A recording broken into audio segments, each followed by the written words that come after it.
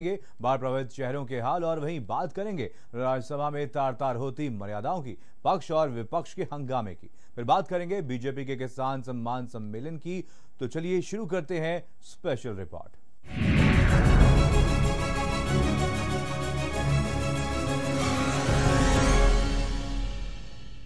इस समय आसमानी आफत से हाहाकार मचा हुआ है। लगातार हो रही बारिश से आई बाढ़ अपना कहर लगातार बरपा रही है। गांव से लेकर के शहर तक बर्बादी का मंजर नजर आ रहा है और घर गृहस्थी पानी के सैलाब में समा जाने से लोग बेघर हो गए हैं और अपने माल मवेशी को लेकर के इधर उधर भटकने को मजबूर हो गए हैं। रिपोर्ट देखिए। बाढ़ से मचा हाहाकार, हर तरफ बर्बादी का मंजर। कटान देख कांप जाएगी रूह। बेबसी के आंसू बहा रहे लोग। फतेहपुर जिले में यमुना नदी ने हाहाकार मचा रखा है, जिसकी वजह से घर, खेत और खलियान सब बर्बाद हो गए। जिस सड़क पर बस, कार और वाहनों का आवागमन था, वहां पर अब नाव चल रही। हर तरफ पानी का सैलाब दिख रहा है। खौफ के साए में ग्रामीण अब अपना थोड़ा बहुत घरेलू सामान और मवेशी लेकर सुरक्षित जगह पर पहुंच रहे हैं। छोटे छोटे बच्चे बदहाल रास्तों पर पैदल चलने को मजबूर हैं। कई लोगों का सामान घरों में ही फंसा पड़ा है। पानी घर में ज्यादा भर जाने के चलते ग्रामीण उसे लेने वापस तक नहीं जा पा रहे और लाचारी के आंसू बहाते नजर आ रहे हैं।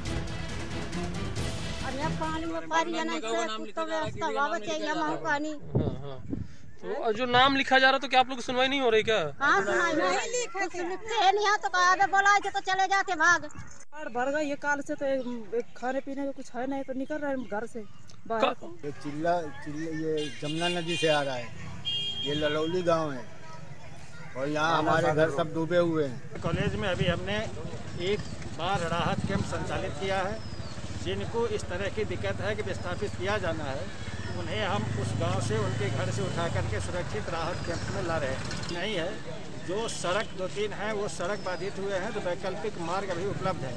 इस तरह की स्थिति से निपटने के लिए पीएसी का जो जल पुलिस है उसको भी अपने कैंप में हमने तैनात किया है। पानी जैसे पहले 2019 में आया था उतना तो पानी आ चुका है, लेकिन अभी बढ़ी रही है, तो लोगों में दहशत तो है। तो अपना अपना सामान लेकर के लोग बाहर निकल रहे हैं, जानवर लेकर के निकल रहे हैं बाहर और ऊंचाई की जगह में रुके हुए हैं और उनके लिए राहत केंद्र बनाया गया इंटर कॉलेज।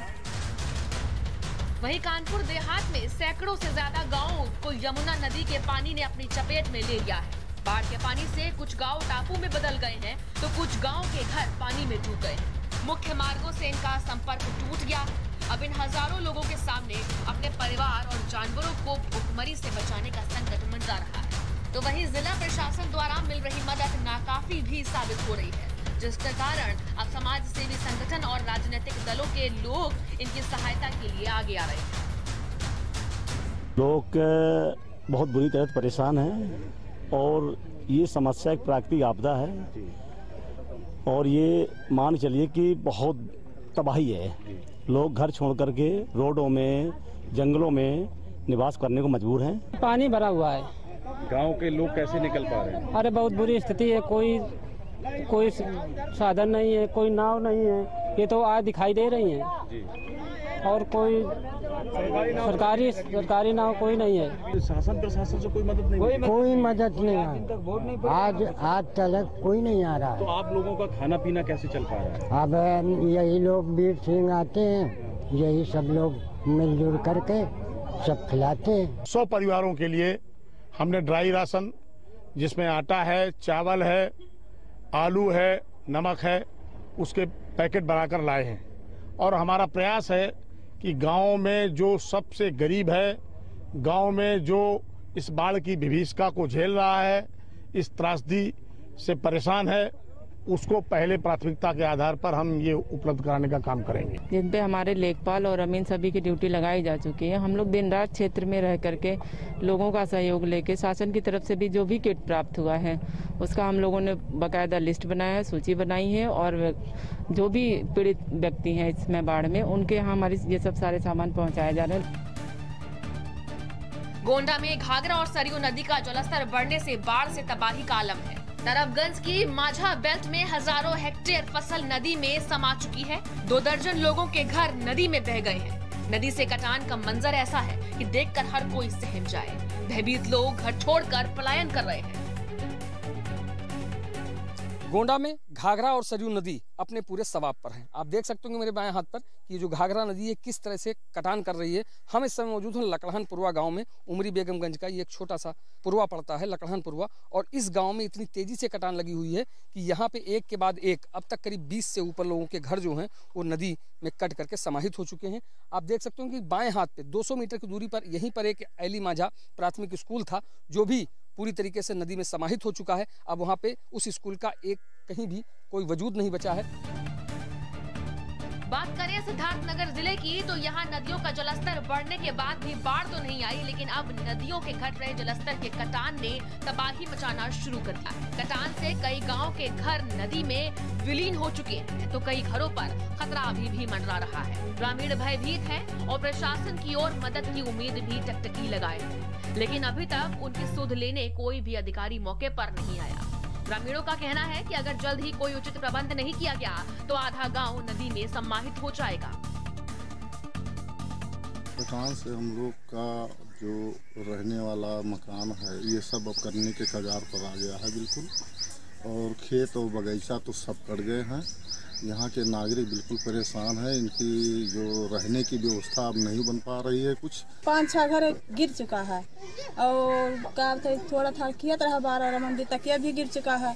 इसके पश्चात का इस तरफ खतरे के निशान पे खड़ा है। ऑलरेडी पिकौरा में एक काम एक जगह पे संरक्षण का चल भी रहा है इरिगेशन डिपार्टमेंट द्वारा, और दूसरी जगह जहाँ पे कटान थोड़ी सी हो रही है वहाँ पे भी इरिगेशन डिपार्टमेंट को निर्देशित कर दिया गया है कि उधर भी अपनी जो भी है व्यवस्थाएं कर लें और कोई भी ऐसी स्थिति उत्पन्न ना हो जिसकी वजह से आबादी में कहीं कटान। प्रयागराज जिले में गंगा और यमुना दोनों नदियां तबाही मचा रही हैं। शहर और ग्रामीण इलाकों में बाढ़ के पानी से लोग त्राही त्राही कर रहे हैं। शहर के करीब 3 दर्जन से ज्यादा मोहल्ले पूरी तरह से जलमग्न हो गए हैं। घरों के अंदर 10 फीट तक पानी भरा हुआ है। बाढ़ प्रभावित इलाकों में किसी तरह खाने का प्रबंध तो हो रहा है, लेकिन लोगों को शौच के लिए काफी मुश्किलें हो रही हैं। ये तो 3 दिन हो गया पानी जो है घुसा है जो है, और बहुत दिक्कत हो ही रहा है। अभी तो उधर भैंस वैस ले गए उधर बांध दिए, बाकी अब इसमें जो है पूरा गेहूं है, भूसे उसे हैं, बहुत दिक्कत पड़ रहा है। खाना बनाने के ले जाने आने में बहुत दिक्कत है। मांग यही है कि मतलब ऐसा है, अभी यही दिक्कत है। सब कुछ घर द्वार से आना जाना, सब गोरू बछरू सब वो पार गए, सब दुनिया अभी गिरने का भरोसा है, कब गिरेगा कब नहीं क्या पता। अब यही चीज़ है, मतलब इसका कुछ सुविधा सुधान होना चाहिए, तब तो हम लोग रक्षा होगा। हम लोग न रोड है न कुछ है, न यहाँ से वहाँ से पानी भरा हुआ है। नुकसान तो काफ़ी हो गया है हमारे गांव का। हमारा गांव लाच्छागिरी हंडिया तहसील है, प्रयागराज जिले में पड़ता है। देखिए अगल बगल पूरा पानी भरा हुआ है, जिससे गांव भी बहुत प्रभावित है।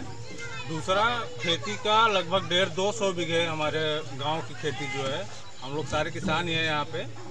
इन सब का खेती जो है 150-200 बीघे, जिसमें ज्वार है और अपना धान है, अरहर है, उर्द है, इनकी खेती एकदम नष्ट हो गई। प्रयागराज में गंगा और यमुना दोनों नदियां उफान पे हैं और दोनों नदियों का जलस्तर लगातार बढ़ रहा है, जिससे जो तराई इलाके में रहने वाले मोहल्ले हैं, करीब 2 दर्जन से अधिक मोहल्लों में बाढ़ का पानी भर चुका है। इस समय मैं मौजूद हूँ गौ घाट पे। आप देख सकते हैं कि ये पूरा यमुना का नजारा है और ये पूरी तरीके से जलमग्न हो चुका है। धाराएं बहुत तेज है और अब ये बाढ़ का पानी रिहायशी इलाकों में पहुंच गया है।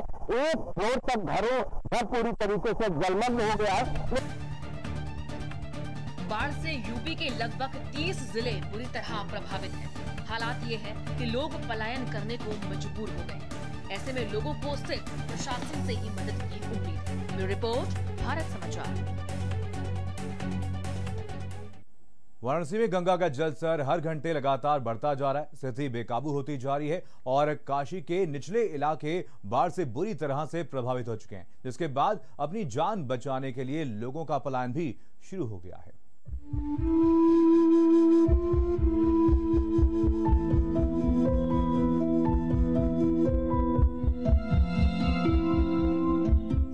यूपी में बाढ़ का आफतकाल। 24 जिलों के 605 गांव बाढ़ से प्रभावित। पूरब से पश्चिम तक तबाही के निशान। काशी, मिर्जापुर, प्रयागराज बुरी तरह प्रभावित। लोगों के घर पानी में डूबे, खाने पीने का संकट। गाजीपुर, बलिया, औरैया, जालौन में बड़ी तबाही। हमीरपुर, बांदा, गोंडा में बाढ़ की विनाश लीला। कई नदियां खतरे के निशान से ऊपर। एनडीआरएफ, एसडीआरएफ रेस्क्यू में जुटी। पानी पानी और सिर्फ पानी। पानी में काशी या काशी में पानी, ये दोनों ही बातें इस वक्त वाराणसी के हालातों पर फिट बैठती हैं। काशी की ये तस्वीरें किसी को भी भयभीत कर सकती हैं। वाराणसी में हर घंटे गंगा का जलस्तर बढ़ रहा है, जिसका सीधा असर निचले इलाकों पर पड़ रहा है और निचले इलाके पानी में विलीन होते जा रहे हैं। अपनी जान बचाने के लिए लोग सुरक्षित जगहों पर जा रहे हैं, तो वहीं वाराणसी में मारुति नगर, नगवा, 80 घाट, निषाद राज घाट, केदार घाट सहित बाढ़ग्रस्त इलाकों में युवा चेतना के लोगों ने राहत सामग्री बांटी। वाराणसी में बाढ़ के कारण तमाम निचले इलाकों में पानी भरने लगा है। वाराणसी में बाढ़ से परेशान किसानों ने प्रदर्शन भी किया। तटबंधा न बनने से हर साल किसानों की खेत बर्बाद हो जाते हैं, इसलिए किसानों ने इस बार चुनाव बहिष्कार की चेतावनी दी है।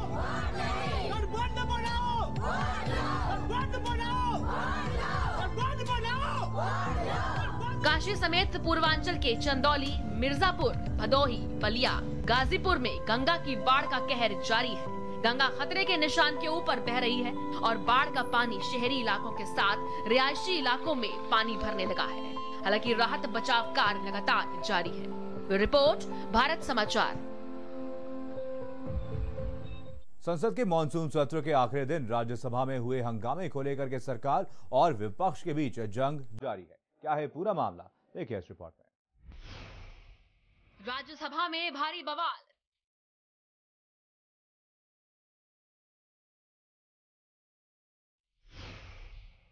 सदन में संसद वर्सेस मार्शल।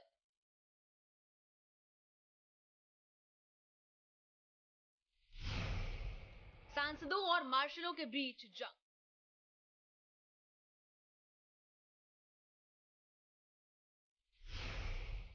कुछ ऐसी टूटी संसद की मर्यादा।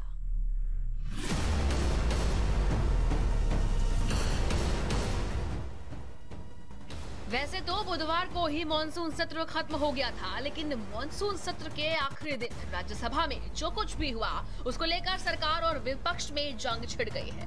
विपक्ष का आरोप है कि बाहर से मार्शल बुलाकर विपक्षी सांसदों के साथ बदसलूकी की गई, सांसदों के साथ मारपीट भी की गई।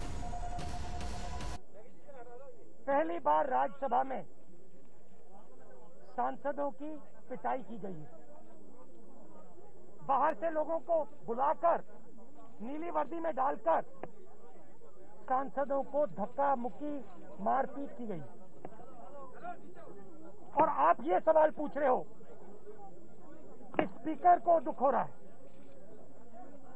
वाइस चेयरमैन को दुख हो रहा है। चेयरमैन की क्या जिम्मेदारी है?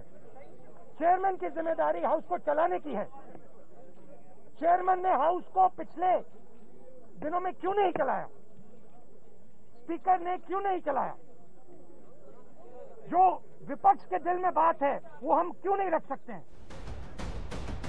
इसी बीच सदन में हुए भीषण संग्राम का एक वीडियो सामने आया है, जिसको लेकर विपक्ष सरकार पर और हमलावर होता जाता है, जिसको लेकर विपक्ष सरकार पर और हमलावर हो गया है। सदन में हुए भीषण संग्राम के विरोध में राहुल गांधी समेत विपक्षी नेताओं ने संसद से विजय चौक तक मार्च निकाला और पूरी घटना को लोकतंत्र की हत्या बताते हुए कहा।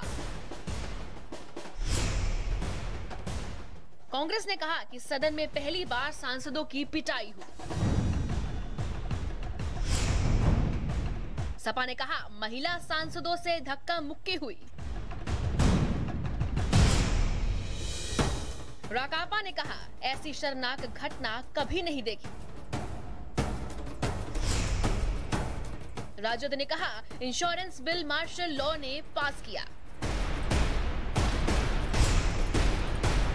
डीएमके ने कहा कि संसद की ऐसी तस्वीर कभी नहीं देखी। देखिए, लोकतंत्रता को बचाने की जरूरत है ना। हम जो पार्लियामेंट में संसद में देखे हैं 4 हफ्ते से, ये तो बहुत बुरी बात है हमारे देश के लोकतंत्रता के लिए।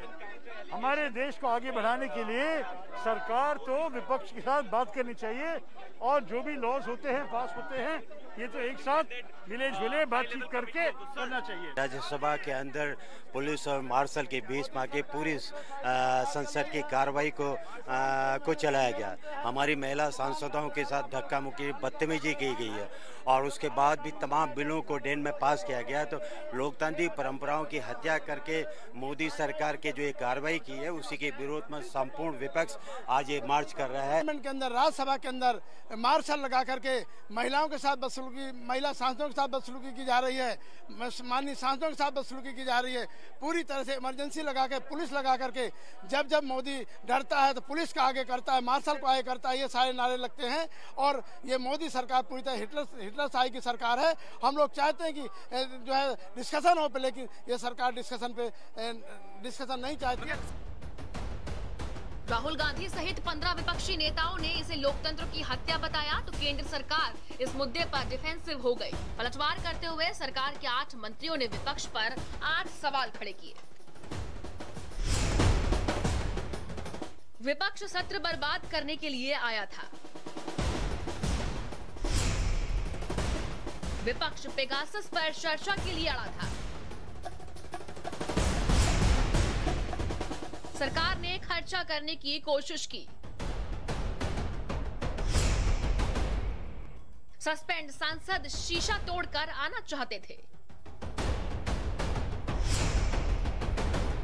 9 अगस्त को कातिलाना हमला किया था। महिला सांसदों ने ही धक्का मुक्की की। कोई बाहरी सुरक्षाकर्मी सदन में नहीं आए। विपक्ष ने चेयर का अपमान किया। 6 members were named and they tried to forcibly open the door by breaking the glass. शीशा तोड़ के अंदर आने का कोशिश किया। एक महिला कर्मचारी को घायल हो गए and she has given in writing that मुझे ऐसी घटना में घायल हो गए, एक्शन होना चाहिए। 6 MP सस्पेंड होने के बाद एक कांच का शीशा पे मोबाइल से तोड़ के चेंबर में अंदर जबरदस्ती घुसने की कोशिश करना और एक महिला मार्शल को चोट लगना, कांच उनके गर्दन पे जाना, एक बहुत ही दुखद घटना जिसपे हमने चेयर से रिक्वेस्ट करी थी कि इस पे एक्शन लिया जाए। जहां देश की जनता इंतजार करती है कि उनसे जुड़े हुए विषयों को सदन में उठाया जाए, वहीं पर विपक्ष ने सड़क से संसद तक सिर्फ अराजकता अराजकता और अराजकता, ये विपक्ष का एकमात्र एजेंडा रहा। और जो घटा वो बहुत शर्मसार था, निंदनीय था। और एक घड़ियालू आंसू बहाने की बजाय इनको तो देश से माफी मांगनी चाहिए। जो पार्लियामेंट में प्रदूषण फैलाया, उसके बाद सड़क पर प्रदर्शन, और उसमें भी ये कहना कि हम 100 बार इस तरह की हरकत करेंगे। हम ऐसी कार्रवाई चाहते हैं कि इस तरह के संसद की मर्यादा को भंग करने की कोशिश करने से पहले 100 बार व्यक्ति सोचे। पक्ष का ये जो आचरण है और ये जो आचरण उग्र से अति उग्र होता चला गया। लोकतंत्र में कहीं हिंसा का स्थान नहीं है। संसद विचारों के आदान प्रदान करने के लिए, हाथापाई करने के लिए नहीं। मॉनसून सत्र के दौरान राज्यसभा में बुधवार को हुए हंगामे और धक्का मुक्की का मामला तूल पकड़ता जा रहा है। अब देखना ये है कि कार्यवाही के नाम पर क्या कुछ होता है। भारत समाचार के लिए दिल्ली से अवैस उस्मानी की रिपोर्ट। यूपी चुनाव से पहले बीजेपी प्रदेश में सब कुछ ठीक ठाक करने में जुट गई है, फिर चाहे योजनाओं की सौगात हो या फिर किसान आंदोलन। देखिए रिपोर्ट।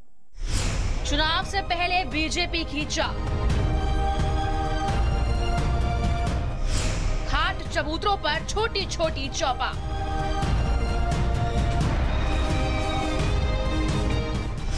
किसान आंदोलन को करेगी काउंटर।